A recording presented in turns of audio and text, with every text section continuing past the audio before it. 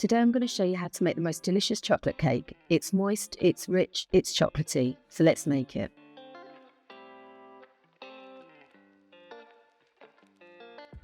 The first thing I'm going to do is mix the wet ingredients together in one bowl and the dry ingredients together in another. So for the wet ingredients, it's sour cream and strong coffee which has been cooled.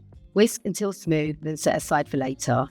Don't worry if you're not a coffee lover, the cake won't taste of coffee, it just really enhances the chocolate flavour. Next to the dry ingredients, sift plain flour, cocoa powder, baking soda and salt into a bowl, then mix and set aside. Now we can get started on the cake batter, which is so simple to make. Add sugar and oil to a bowl, then whisk until combined. I've used golden caster sugar today because it adds a lovely richness to the cake, but normal caster sugar or granulated sugar would work just fine if you can't find it. Time for the eggs now. Add one, whisk until the mixture becomes fluffy, then add another. Vanilla extract goes in next. Give it a final whisk, then it's time to start adding the dry and wet ingredients we'd mixed together earlier. We're going to alternate between the two. Start by adding half the flour first, then using a spatula, fold gently until just combined. Now going with half the sour cream and coffee mixture. It's really important from this point onwards not to overwork the batter. You really only want to fold it until there's no traces of flour or sour cream left. Fold in the remaining flour, then finish with the last of the sour cream coffee mixture. Mix gently until you're left with a lovely smooth batter.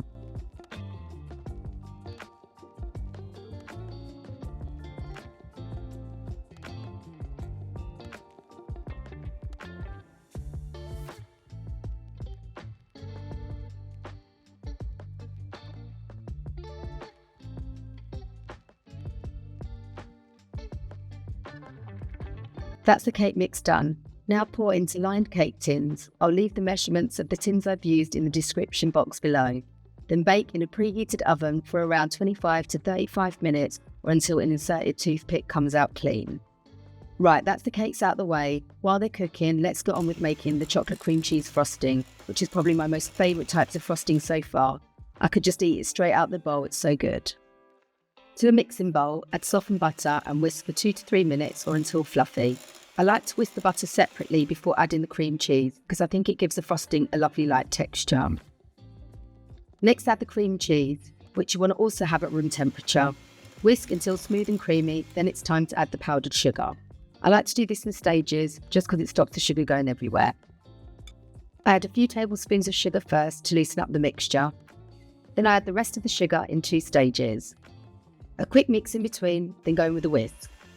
Mix until smooth and creamy, then it's time to add the first of the 2 chocolate elements. Whisk in a generous helping of cocoa powder, then it's time for my favourite bit, melted chocolate.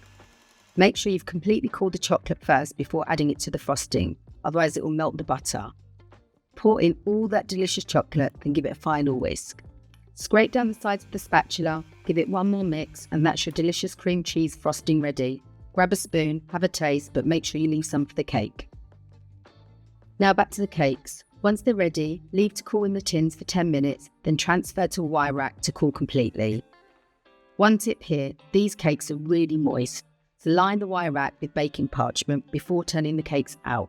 This way, they're much easier to transfer onto a plate later. I highly recommend wrapping the cakes in cling film and leaving them in the fridge for a few hours or overnight if you have time. It just makes frosting the cakes easier. Now for the frosting.